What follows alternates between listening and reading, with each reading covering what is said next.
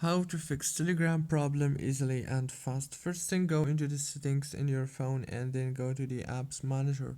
When you open the apps manager now, all what you want to do next is very simple. Just wait a few seconds, and after that just scroll all the way down until you find the Telegram right here. Click on Telegram, click on force stop, and after that just go back into the settings, click on the wireless and networks, go to the airplane mode, enable it for 1 minute and disable it, and then go and open the Play Store or the App Store if you have iPhone.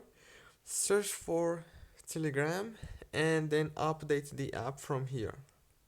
After you update the app, now all what you want to do next is actually very simple. Just turn off your phone and turn it on again, and congratulations.